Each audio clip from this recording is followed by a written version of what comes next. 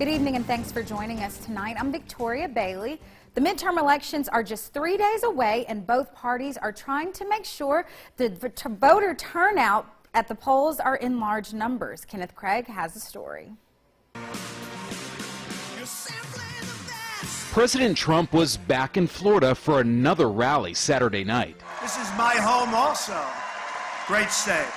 Earlier in the day, Mr. Trump was in Montana, campaigning on behalf of Matt Rosendale, who is challenging incumbent Senator John Tester. This election will decide whether we build on the extraordinary prosperity that we've achieved or whether we let the radical Democrats take control of Congress. The president says he blames Tester for blocking the nomination of Dr. Ronnie Jackson for Secretary of Veterans Affairs. He tried to destroy him, and I've never forgotten it. The president says a vote for Democrats means weak borders. The Democrats want to invite caravan after caravan of illegal aliens to flood into your communities. Democrats called on their biggest star, President Obama, to counterattack Mr. Trump. Suddenly they are telling you that the biggest threat to America, the biggest threat is some impoverished refugees 1,000 miles away. Former President Obama campaigned for gubernatorial candidate Stacey Abrams in Atlanta Friday. Obama says the current administration is taking credit for his progressive agenda. When the Republicans start talking now about how, oh, look how great the economy is. Where did you think that started? They didn't start that. Abrams could become the first African-American governor in Georgia. Kenneth Craig, CBS News, New York. Now, President Trump will next travel to Macon, Georgia, then Chattanooga for rallies tomorrow. Well, James Shaw Jr. has a lot of name recognition in Nashville. He's the man who wrestled a gun from a gunman who opened fire in a Waffle House in April, killing 4 people. Now, while talking to a group of 5th graders this week, he let it slip that he wants to take his activism to the next level by running for mayor. I think it's been quite a while since we've actually had a Nashville mayor that was actually from Nashville. So I wanted Nashville to get back to Nashville. Shaw admits he doesn't have a full platform yet, but he will focus on gun control. And he also hasn't made an official declaration for his candidacy yet, but there's no rush. The mayoral race isn't until August. It's time now for a first look at our forecast. For that, we turn things over to meteorologist Jacob Dickey. Hey, Jacob. Hey, Victoria, and thanks for joining us after the big game. Tonight, things are cool out there. It is staying clear for now, although things are going to change. What else is going to change is our clocks tonight. Don't forget to turn your clocks back 1 hour before you go to bed. Also, change those smoke detector batteries and your weather radio batteries. Look at this, sunset time. Tomorrow, we set the sun before 5 p.m. It will be January before we see sunlight after 5 p.m. Looking ahead, there's a few showers in the forecast for tomorrow afternoon. We also have to watch for severe storms Monday night into Tuesday morning. There's some more rain later on in the week. It's an active forecast. You want to stick with me? I've got those full details coming up in just a bit.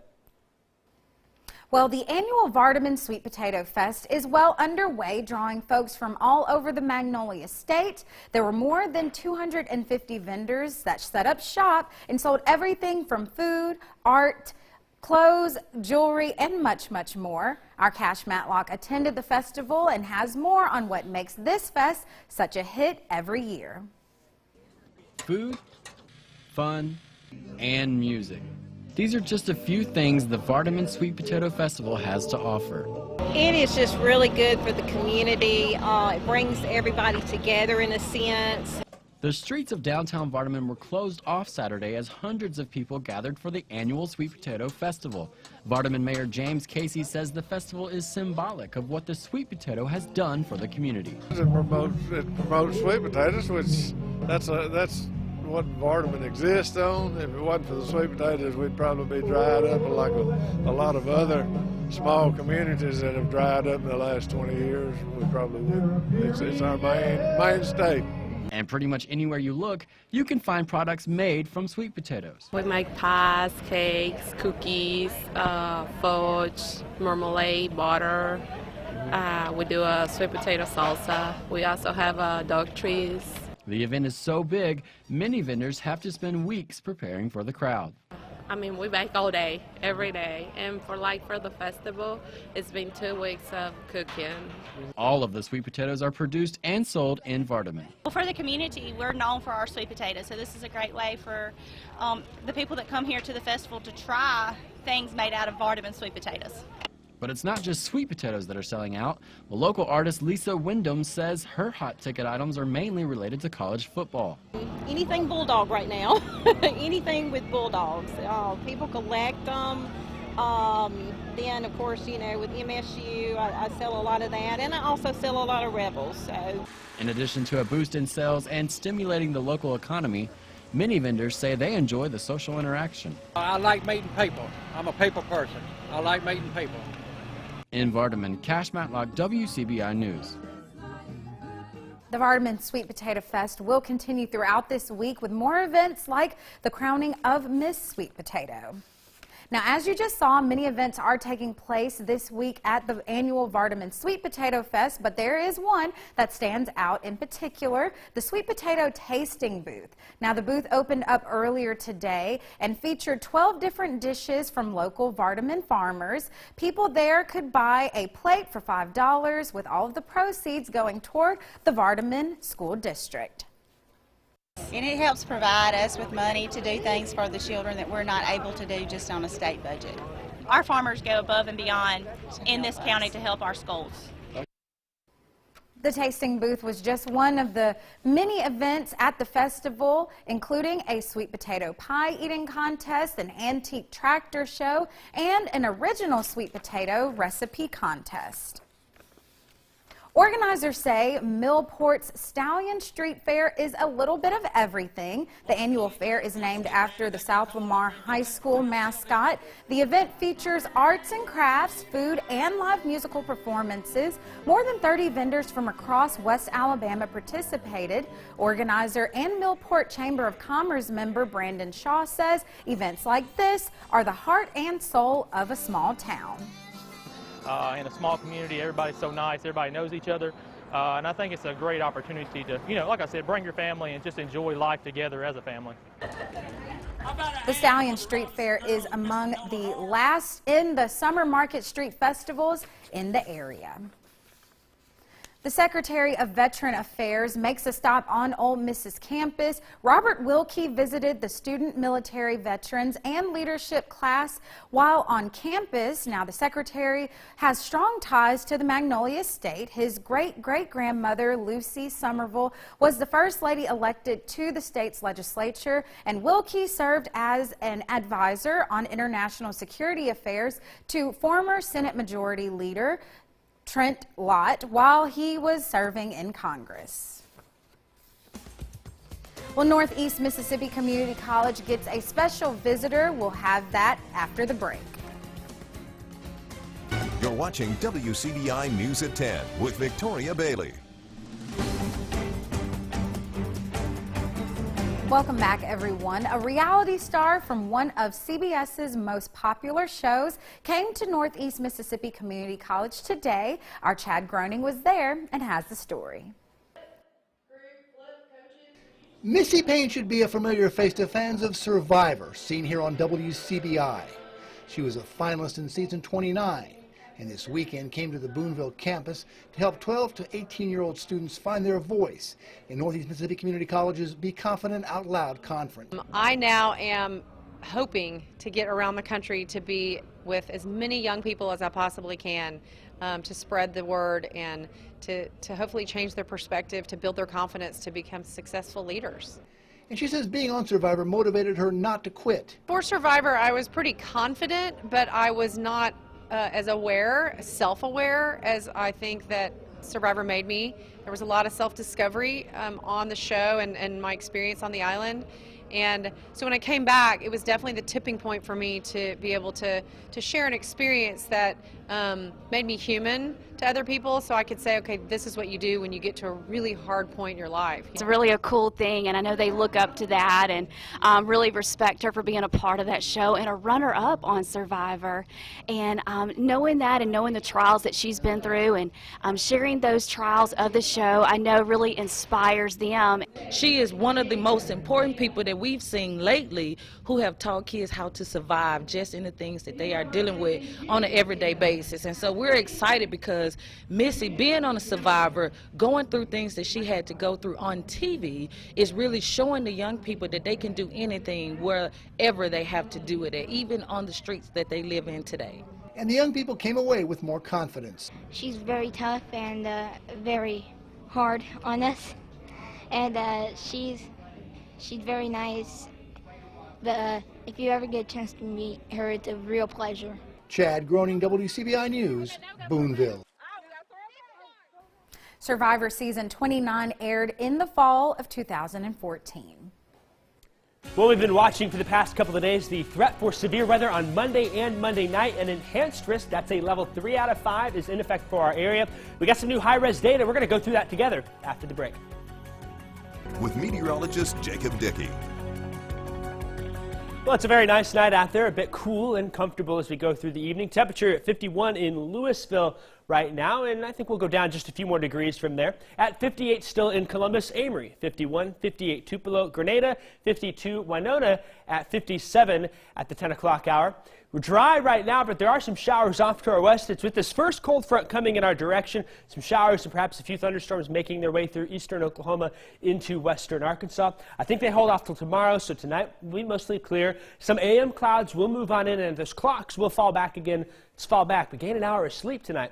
48 will be our low overnight tonight. And when we get to tomorrow, then by 7 a.m., we'll watch a line of showers with a few rumbles of thunder west of the I-55 corridor. Could be some slightly gusty winds, but I think tomorrow things are looking tame there. Notice here by 1 o'clock, those thunderstorms die out to just some showers across the area, particularly along and east of US 45. And we'll see some isolated drizzle and showers throughout the afternoon and evening hours as we go towards Sunday night. Because of the rain and the clouds, temperatures are a little lower than I thought we were earlier today. We're only going to get to the mid-60s for many of us. Some of us even the low 60s. We'll keep the chance for showers there all day long. I've got 65 in Louisville and in West Point, 66 in Columbus, 63 in Ackerman and Winona. We get those clouds earlier, keeps that sunshine away and keeps us from warming up much. Fayette, 67, 69 in Reform, 66 in Soljet. And a little cooler up in Tupelo, too. I think we get those clouds earlier. Only 63 there, 62 in Pontotoc, 61 in Calhoun City, Bruce, and in Water Valley for our Sunday afternoon highs. Now here comes that first front that brings us those showers during the day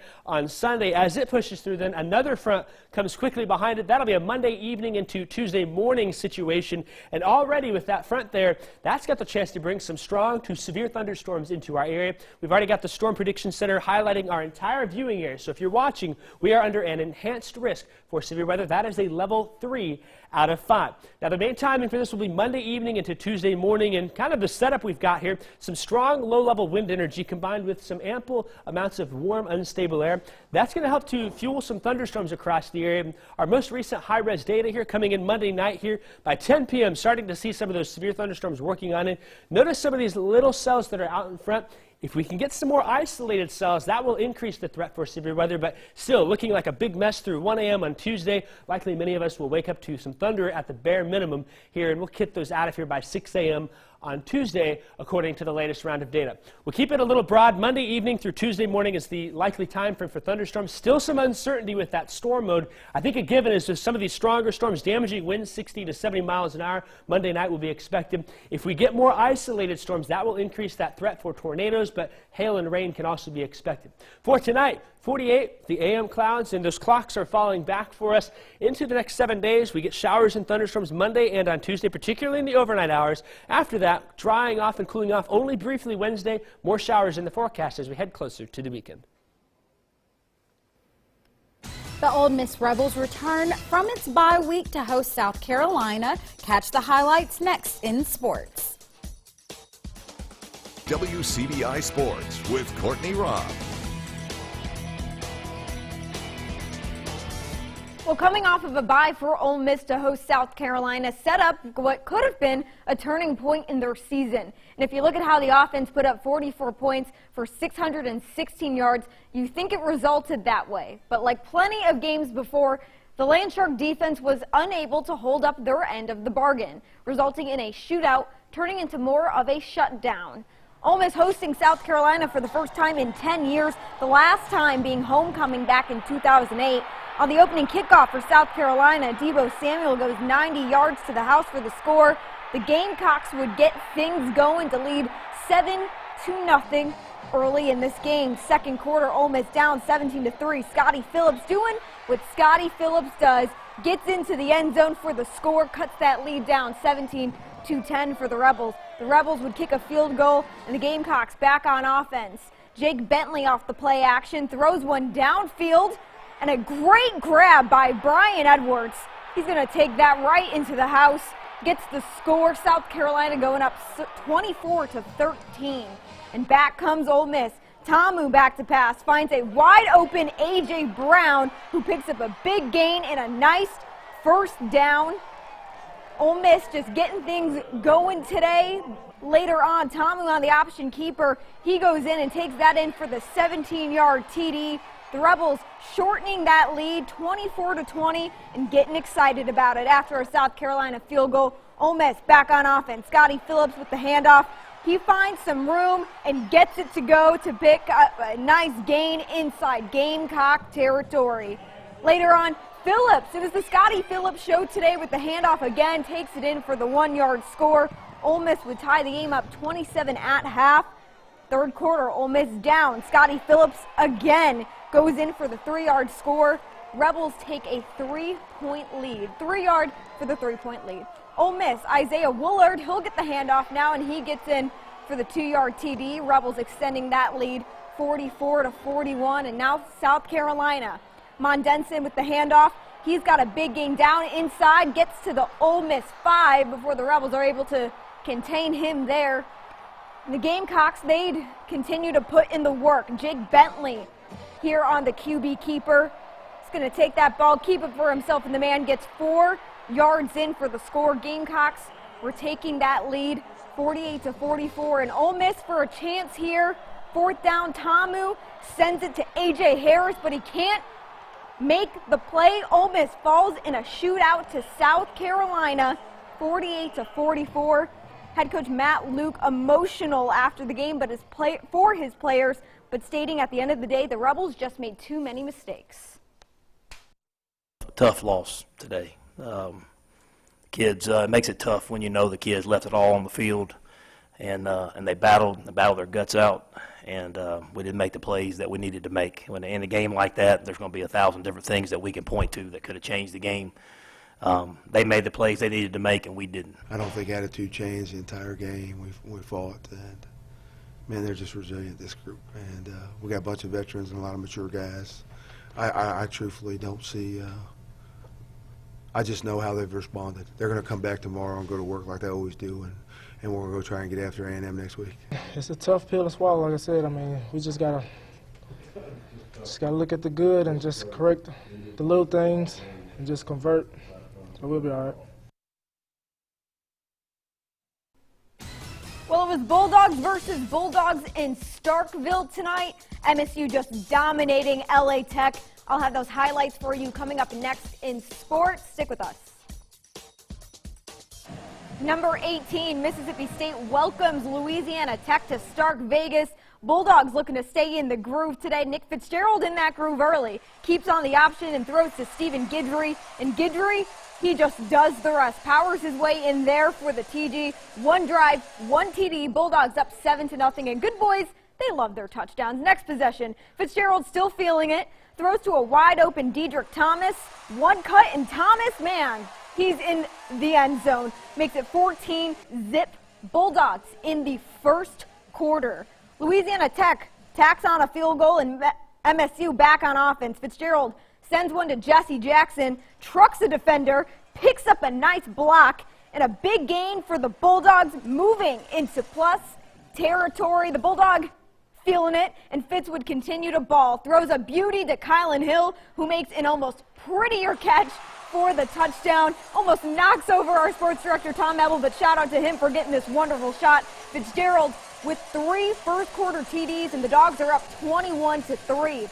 Right before the end of the half, Fitzgerald making things happen with his legs. Nowhere to throw, picks up a big gain, and has the Bulldogs just knocking away on the door. And from here on, they take care of business. Fitzgerald to Jackson across the middle, sends it here, makes it 31-3 at halftime, thanks to a huge first half from Fitzgerald. MSU gets the win tonight for a 2-game streak, 45-3. State fans wind up with a rather happy homecoming. We needed to start fast and knock the belief out of these guys. You know, having, been at a group of 5 school at Akron, and, when you're an FCS school and you get a chance to play up, these guys come in with a chip on their shoulder and want to be able to prove that, they belong here and can play against SEC talent. And the longer you let them in the game, the harder it's going to be to win. And, we saw that at LSU. And speaking of LSU, the Tigers hosting Alabama in Death Valley today, a packed house. Enough said. False start for Alabama. Nobody heard the whistle, and Tua Tagovailoa gets hit by Frank Delpit. Takes Tua out for a play, and Alabama wouldn't end up scoring. It remains tied at 0. Alabama's second drive. Tua throws to Henry Ruggs, gets a 15-yard TD there. But then, what do you know, Delpit ends up getting tagged for targeting. Watch this right here. You can see the heads collide the helmets. That call would end up getting overturned. The touchdown would still end up counting, but the Tigers able to avoid some huge trouble on that one. It's 6-0 Alabama. Damian Harris finds the hole, gets up the middle, and picks up 18 yards for the Crimson Tide. Bama would end up kicking a field goal. And Tua feeling some pressure here, avoids it and sends one deep. But Todd Harris makes the INT, the first for Tua all season long. After an LSU 3-and-out, Tua throws deep to Irv Smith for the touchdown. Alabama going into half 16-0, and Alabama ends up with the win today, 29-0, in a shutout for LSU. But now time for some JUCO football in the playoffs today. Trying to start things off for Colin. Connor Meyer, he'll throw to Demeter Collins, but EMCC's E.J. Woods, he'll read his eyes, and he gets the INT. And this is just one of first of many INTs here. Shortly after, Messiah DeWeaver looks long to Rashad Eads, but Harold Blackman jumps over everybody, and he gets that interception. I warned you guys it was going to be an interception party, and here we go. Hayden Davis will try to hit Deion Dapier, but Eric Kitchen joins the party and gets an INT for the Wolves. And that's just not enough momentum for Colin, because EMCC will get the ball back quickly, and their Taekwon Ulmer will run it straight into the end zone. EMCC runs away with the win, 31-7 today. And it was just some great football all day long. But that's going to be it for sports. We'll have your last look coming up after the break. Stick with us. Don't forget, set your clocks back tonight, change your smoke detector and your weather radio batteries. Then we're looking next ahead to Monday and Monday night for that chance for severe weather in our area. We've got those full details online, and we'll be having updates through tomorrow as well as on our website. Awesome. Well, thanks, Jacob, and thank you guys for joining us. We'll see you next time.